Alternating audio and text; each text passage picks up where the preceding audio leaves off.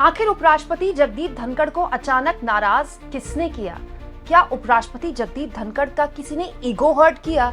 अचानक ऐसा क्या हुआ कि आधी रात को उपराष्ट्रपति जगदीप धनखड़ को सीधा राष्ट्रपति को इस्तीफा सौंपना पड़ा?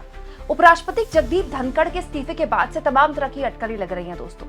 इस बीच तमाम तरह की खबरें अब दिल्ली के सियासी गलियारों में कल आधी रात से घूम रही हैं, क्योंकि हर कोई हैरान रह गया जब अचानक कल रात एक राजनीतिक बम फूटा, और वो ये था कि उपराष्ट्रपति ने सोशल मीडिया में खुद अपना ये इस्तीफा शेयर किया और ये इस्तीफा सीधे उन्होंने राष्ट्रपति को सौंप दिया। इसमें वजह उनके हेल्थ रीजंस यानी कि उनके स्वास्थ्य कारण लिखे गए। ये बात सही है दोस्तों कि उपराष्ट्रपति मार्च के महीने में उनकी तबीयत थोड़ी नासाज थी, लेकिन उसके बाद वो ठीक हो गए थे। उनका स्वास्थ्य बिल्कुल ठीक था। बकायदा उसके बाद उन्होंने हाउस में मतलब राज्यसभा की कार्रवाई में हिस्सा भी लिया था। लेकिन कल से लेकर अब तक दिल्ली के सियासी गलियारों में जबरदस्त तरीके से भूचाल आ चुका है दोस्तों। वो धनखड़ जो अमूमन बीजेपी और खास तौर पर नरेंद्र मोदी के गुड बुक्स में माने जाते थे दोस्तों, अचानक से उसके बाद से ये चर्चाएं शुरू हो गई हैं कि धनखड़ का इस्तीफा तो बस शुरुआत है। समझ लीजिए कि ये जो सिलसिला है ये शुरू हो गया है। अब लोग ये भी अटकलें लगाने शुरू कर चुके हैं लोगों ने कि अब दिल्ली में दो बड़े पद खाली हो गए, एक उपराष्ट्रपति का पद, एक बीजेपी के अध्यक्ष का पद। हालांकि दोस्तों दोनों के पदों में बहुत फर्क है। बीजेपी अध्यक्ष का पद कोई संवैधानिक पद नहीं होता, उपराष्ट्रपति का पद तो संवैधानिक पद होता है। संविधान के हिसाब से तो उपराष्ट्रपति का जो पद है वो पीएम से भी ऊंचा होता है। लेकिन ये बात सही है कि उपराष्ट्रपति का पद खाली होने के बाद अब लोगों ने अटकलबाजी लगानी शुरू कर दी है कि अगला नंबर क्या मोदी का आएगा। और दोस्तों ये अटकलबाजी ऐसी ही नहीं है। कल रात कुछ ऐसा हुआ है कि बीजेपी के सांसदों से कोरे पन्ने में, जी हाँ कोरे कागज में सिग्नेचर्स हस्ताक्षर कराए गए हैं। बहुत कुछ बदला है बीती रात, सब कुछ मैं आपको जल्दी जल्दी बता देती हूँ दोस्तों।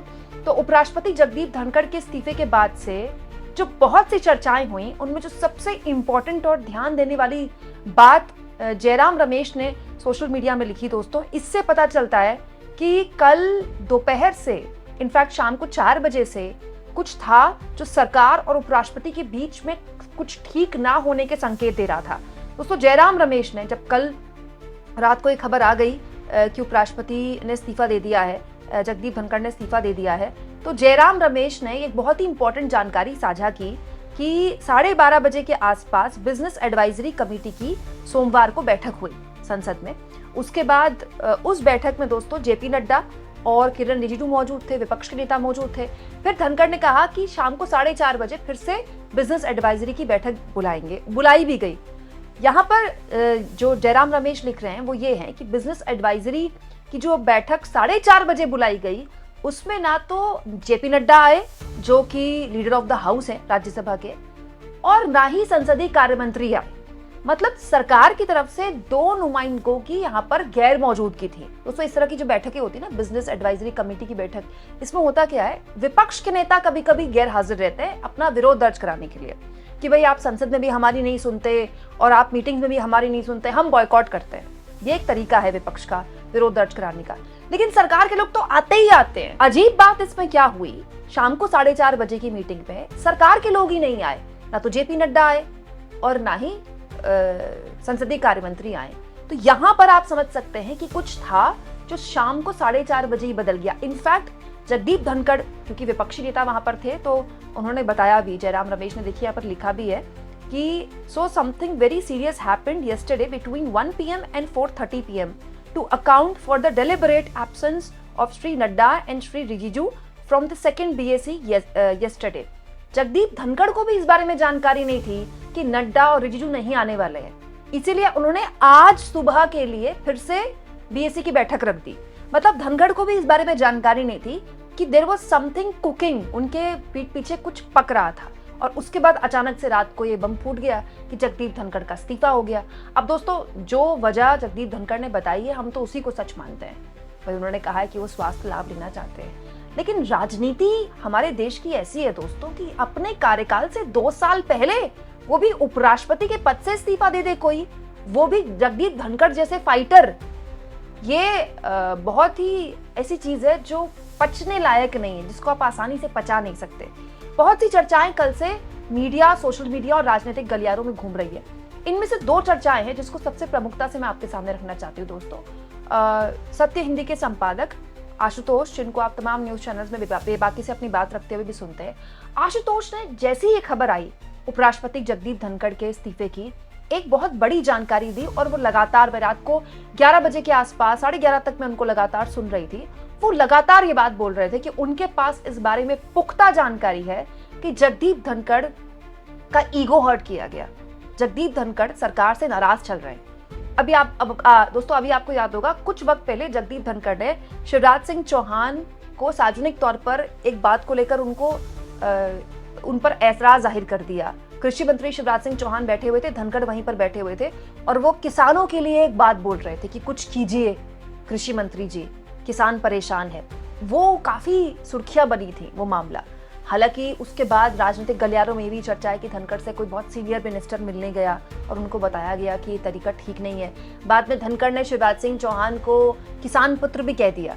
तो ये जो एक कश्मकश थी सरकार और धनखड़ के बीच में, किसान आंदोलन को लेकर भी लगातार वो बात बोलते रहे, किसानों के सपोर्ट में वो बात बोलते रहे, लेकिन वो कश्मकश दुरुस्त भी होती रही।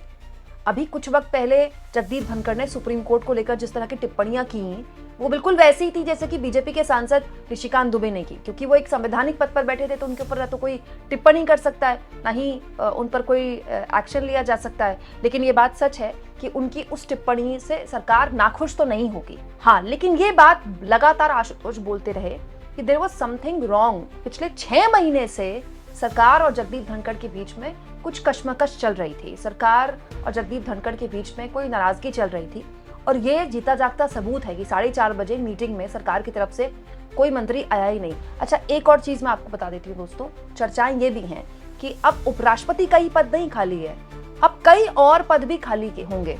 चर्चाएं ये भी हैं कि हो सकता है कि राष्ट्रपति का पद भी खाली हो जाए बहुत जल्द।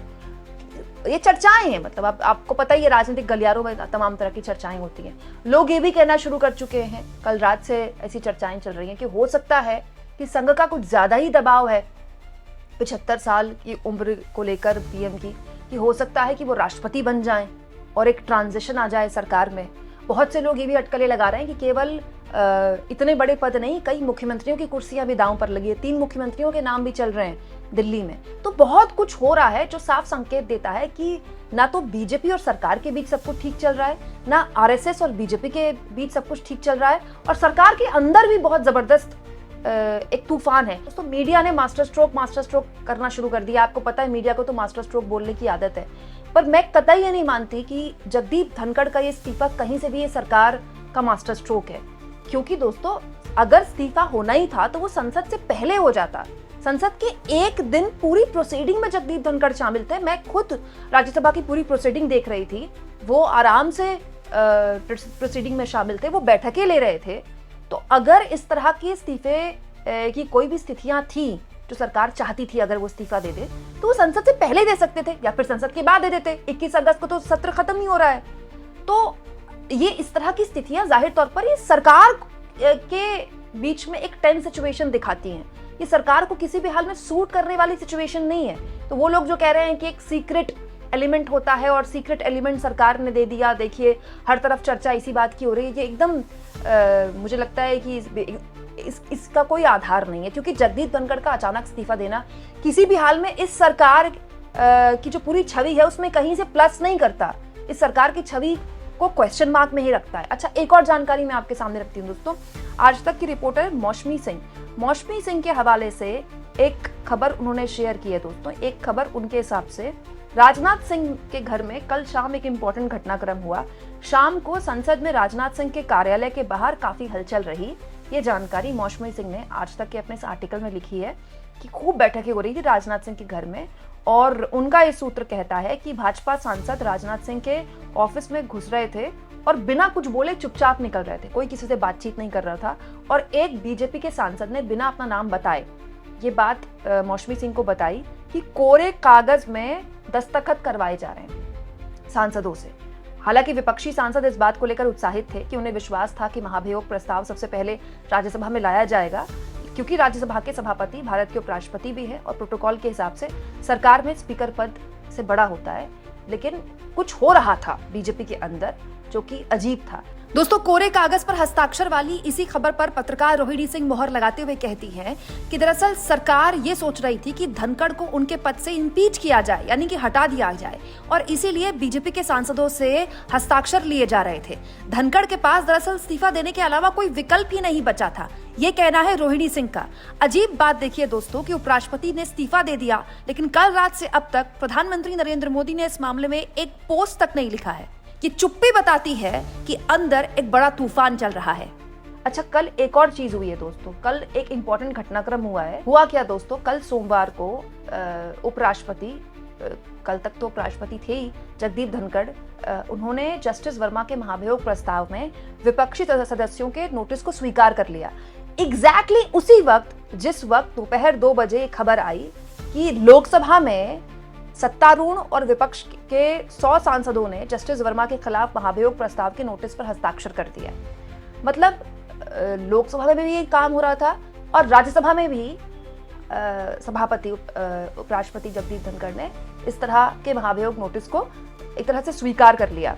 दोस्तों, इसके बाद एक और इम्पोर्टेंट चीज हुई। धनखड़ ने प्रक्रिया का पूरा जो ब्यौरा था वो दिया और कानून मंत्री अर्जुन राम मेघवाल से पुष्टि करने के लिए कहा कि क्या निचले सदन में नोटिस दिया गया है, और अगर ऐसा है तो फिर उन्होंने संयुक्त समिति के गठन और नियमों के अनुसार आगे की कार्रवाई की बात कही।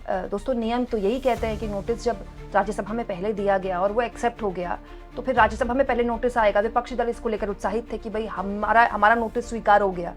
तो क्या ये एक बड़ी वजह बनी कि जगदीप धनखड़ ने अपने स्तर पर कोई ऐसा फैसला ले लिया इस मामले में? तो बहुत सी अटकलें हैं अभी जो चल रही है सोशल मीडिया में, मेन स्ट्रीम मीडिया में, राजनीतिक गलियारों में।